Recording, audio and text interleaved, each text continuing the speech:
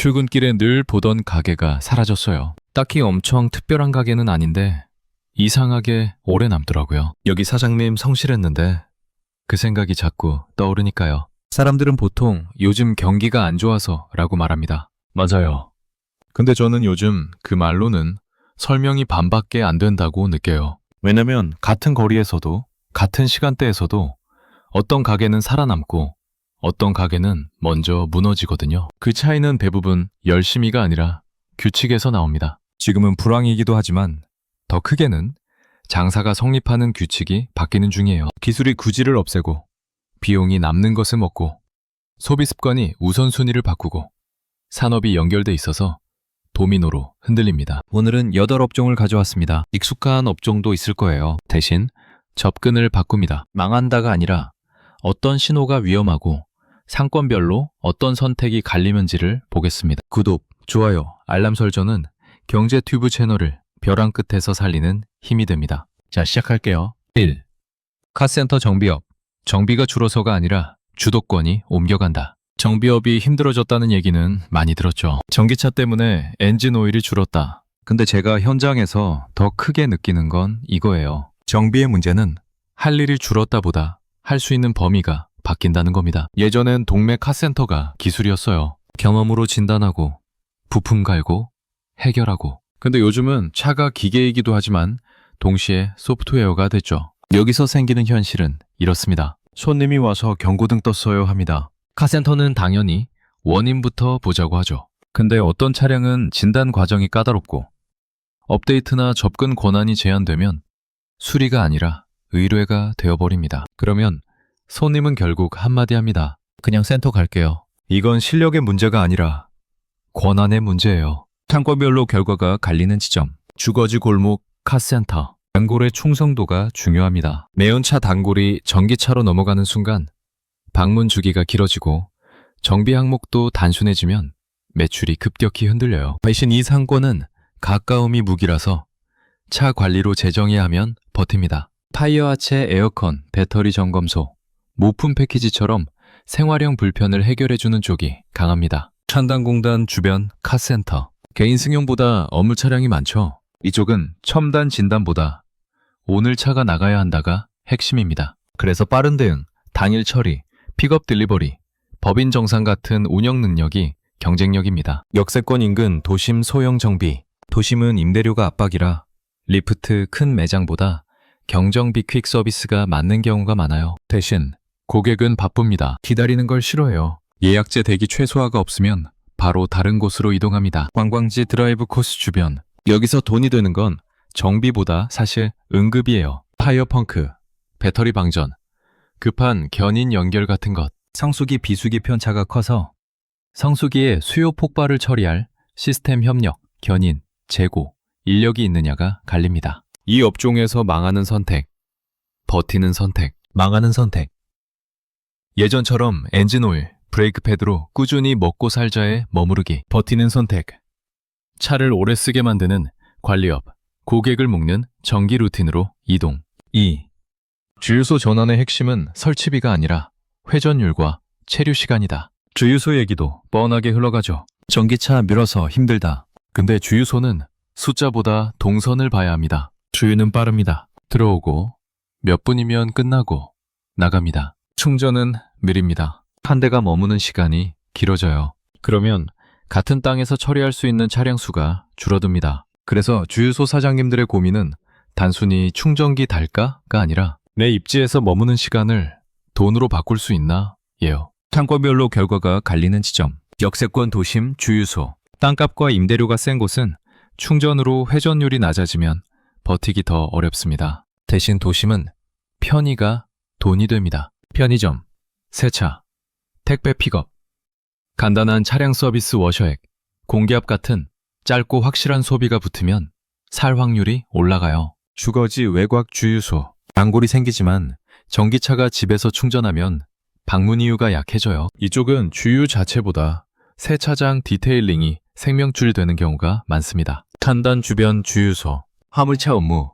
차량이 많으면 연료 수요가 상대적으로 버텨요. 대신 단가는 박합니다. 여기서는 충전 전환보다 법인 결제, 포인트, 빠른 동선 같은 운영이 차이를 만듭니다. 관광지 주유소, 성수기에는 몰리고 비수기에는 한산합니다. 성수기 대응이 되면 매출이 뛰지만 그걸 연중 고정비로 착각하면 위험해요. 관광지는 편의점, 간식, 화장실 같은 체류 요소가 수익을 좌우합니다. 3. PC방 경쟁 상대는 옆 PC방이 아니라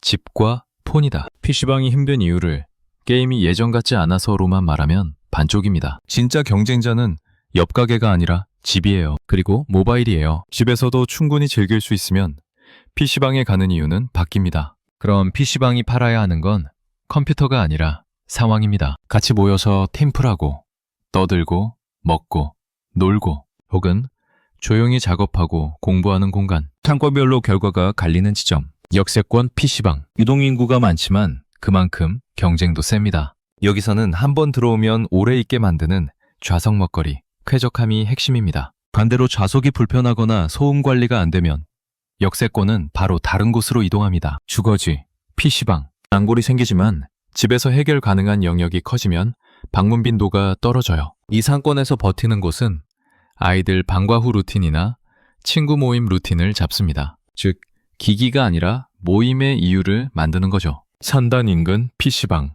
의외로 야간 수요가 생깁니다. 교대 근무, 야근 후 스트레스. 대신 이쪽은 짧고 강하게 소비하는 경우가 많아서 접근성 주차, 간단한 식사가 중요해요. 관광지, PC방. 관광지의 PC방이 꼭 필요하진 않죠. 대신 숙박업소가 많은 곳은 비 오는 날, 밤 시간대에 수요가 생기기도 합니다. 하지만 계절 편차가 커서 고정비 설계가 더 중요합니다. 4. 김밥집 소형 외식 요리가 아니라 운영 설계가 성패를 가른다. 김밥집은 손님이 말합니다. 비싸졌네. 사장님은 속으로 말합니다. 나도 안 올리고 싶었어. 여기서 핵심은 김밥이 아니라 외식업이 점점 운영 설계 게임이 됐다는 겁니다. 원재료인 건비, 임대료, 공과금, 수수료가 한꺼번에 오르면 맛만으로는 안 버텨요. 그리고 이 업은 상권에 따라 전혀 다른 게임이 됩니다. 상권별로 결과가 갈리는 지점. 역세권. 점심 피크가 강합니다. 대신 임대료가 압박이에요. 여기서는 회전이 생명입니다. 줄 서도 빨리 나가야 해요. 메뉴를 늘리면 오히려 망할 수 있어요. 척도가 죽으니까요. 주거지. 점심 피크가 약할 수 있지만 가족 단골이 생깁니다. 이쪽은 꾸준함이 강점이라 포장 예약 단체 주문이 잘 붙어요. 반대로 배달에만 올인하면 수수료와 경쟁에 지치기 쉽습니다. 찬단. 직장인 점심은 강하지만 가격 민감도 강합니다. 여기서는 고정 거래처 회사 단체 주문, 전기 마품과 붙으면 매우 안정적이지만 그 구조가 없으면 매일 전쟁입니다. 관광지. 관광지는 메뉴가 달라져요. 김밥도 여행 음식으로 팔릴 수 있죠. 대신 성수기, 비수기 편차가 극단적이라 인력 재고 운영이 관건입니다. 망하는 선택, 버티는 선택. 망하는 선택 메뉴 계속 늘리고 배달 비중 늘려서 복잡도만 키우기. 버티는 선택 메뉴 단순화, 포장 예약, 단체로 수익 채널을 분산. 참고로 최저임금 같은 비용은 매년 변동하지만 큰 흐름은 같아요. 공식 기준으로 2025년 최저임금은 시간당 1만 30원입니다. 목욕탕 서비스업이 아니라 고정비 산업이다. 목욕탕은 진짜 오해가 많아요. 사람들은 요즘 목욕탕 안 가니까 망하지 라고 말하죠. 근데 목욕탕은 손님이 조금 빠지는 순간 바로 흔들리는 구조입니다. 왜냐면 문을 여는 순간부터 물, 열, 전기, 유지비가 큽니다. 즉, 이 업은 서비스업이라기보다 고정비 산업에 가까워요. 상권별로 결과가 갈리는 지점. 주거지, 목욕탕. 단골이 생깁니다. 특히 어르신 단골. 여기서 살아남는 곳은 커뮤니티가 붙어 있어요. 반대로 단골이 끊기면 회복이 어렵습니다. 역세권 도심. 임대료가 부담이면 사실 목욕탕은 구조적으로 불리합니다. 대신 오피스 밀집 지역은 퇴근 후 회복 수요가 있기도 해서 운영 시간이랑 서비스 구성, 찜질 휴식 수면이 맞으면 버틸 여지가 생깁니다. 산단 주변. 몸 쓰는 직종이 많으면 수요가 유지될 수 있어요. 하지만 이쪽은 가격 저항도 있고 시설 노후가 빨리 체감됩니다. 관광지. 관광지 목욕탕은 숙박과 연동돼야 합니다. 당일 방문만 기대하면 성수기 외엔 비는 날이 많아요. 6. 화물은 송개인 차주 포함. 열심히가 아니라 단가 구조가 먼저다. 화물은 겉으로 보면 바쁘면 돈이 벌릴 것 같죠? 근데 이 업은 정말 단순합니다. 단가가 비용을 이기지 못하면 많이 뜰수록 몸이 먼저 고장나고 통장은 생각보다 그대로입니다. 유류비, 보험, 정비, 타이어, 통행료. 이런 건 내가 통제하기 어렵고 콜 단가는 시장 경쟁과 플랫폼 구조에 영향을 받습니다. 상권별로 결과가 갈리는 지점. 산단 기반 운송, 전기 물량이 있으면 안정성이 생깁니다. 대신 단가가 박하게 고정되는 경우가 있어 장기적으로 체력이 깎일 수 있어요. 여기서는 정기 조건 협상이 핵심입니다. 도심 역세권, 퀵근거리, 회전이 빠르지만 변수가 많습니다. 주차, 단속, 대기 시간. 그래서 시간당 실수익이 깎이기 쉽죠. 이 시장은 대기 시간을 줄이는 동선이 수익을 만듭니다. 관광지 지역 간 이동, 성수기 물량은 늘 수 있지만 편차가 큽니다. 그리고 장거리 운송은 체력 소모가 커서 장기적으로 지속 가능성이 관건입니다. 7. 영화관 가격보다 시간의 가치가 달라졌다. 영화관은 비싸서 안 간다로 끝내기 쉬운데 저는 진짜 이유를 이렇게 봐요. 요즘 사람들은 돈도 아깝지만 더 크게는 시간이 아까워졌습니다. 영화관은 시간을 고정합니다. 정해진 시간에 가야 하고 중간에 멈추기 어렵고 이동이 필요해요. 반대로 OTT는 시간을 유연하게 씁니다. 멈추고 다시 보고 내 생활에 맞춥니다. 그래서 영화관의 경쟁자는 OTT가 아니라 사실 집의 편의성이에요. 참고로 영화관 관객 흐름은 실제로 크게 줄었다가 회복 중이지만 코로나 이전 수준을 완전히 회복하진 못했다는 분석이 계속 나옵니다. KOFAC 통계에서 2019년 대비 2024년 총 관객이 크게 낮은 흐름이 확인됩니다. 상권별로 결과가 갈리는 지점. 역세권, 대형 멀티플렉스, 유동 인구가 많고 접근성이 좋아서 이벤트 특별관을 붙이면 버틸 여지가 큽니다. 대신 그냥 상영만 하면 선택지가 많아서 고객이 금방 분산됩니다. 주거지, 중소규모. 주거지는 가족 단위가 중요합니다. 가족이 움직이는 비용, 시간 주차, 식사를 생각하면 영화관이 하루 코스가 되기 어렵습니다. 그래서 주거지에서는 이벤트성보다 편리한 동선이 중요해요. 관광지 상권형 영화관. 관광지는 비 오는 날이 기회입니다. 하지만 성수기 의존도가 높아서 운영 구조를 보수적으로 잡아야 합니다. 8.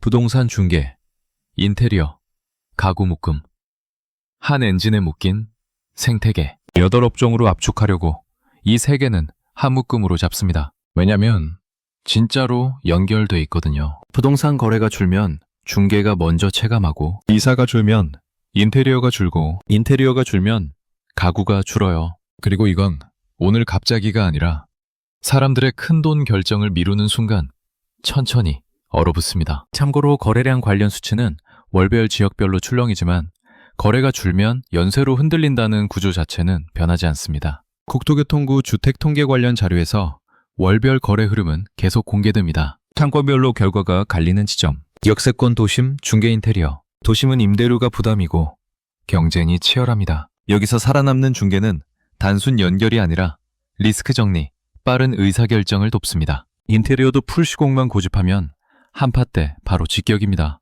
부근 수리 리페어 AS가 버팀목이 됩니다. 주거지, 신도시 대단지 생태계. 이사 시즌이 존재하고 단지 커뮤니티가 영향을 줍니다. 소개 추천이 강하게 작동해서 신뢰를 쌓으면 안정적입니다. 반대로 민원 AS 한번 터지면 회복이 어려워요. 산단 주변, 공장 사무실 기숙사 수요가 있어 상업 인테리어 사무실 가구가 붙는 경우가 있습니다. 다만 단가 경쟁이 심해 싸게만 가면 체력이 닳습니다. 관광지, 펜션 숙박업, 리모델링 수요가 생길 수 있어요. 하지만 관광업 경기에 크게 묶여 있어서 여기서도 고정비를 크게 가져가면 위험합니다. 마지막 정리 상권이 다르면 같은 업종도 다른 게임이다. 오늘 8업종의 공통점은 하나예요. 게으름 문제가 아니라 구조 변화입니다. 그리고 두 번째 공통점은 이거예요. 같은 업종이라도 상권이 다르면 생존 전략이 완전히 달라집니다. 역세권은 이동이 빠르니 대체도 빠르고, 주거지는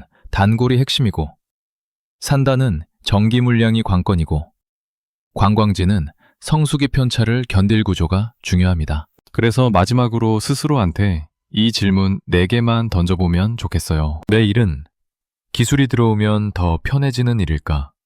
사라지는 일일까? 내 비용이 오를 때 나는 가격을 올릴 권한이 있을까? 내 가게는 고객이 굳이 와야 할 이유가 한 문장으로 말해질까? 내 매출 행진은 하나일까? 2개 이상일까? 압이 흐리면 겁먹을 필요는 없고요. 대신 방향을 바꾸면 됩니다. 업등을 지키는 게 아니라 고객 문제를 지키는 쪽으로요. 다음 편에서는 오늘 8업종을 그대로 두고 상권별로 실제로 바꾸는 메뉴 구성 운영 루틴을 더 구체적인 사례로 확장해 볼게요. 지금은 여기까지 하겠습니다.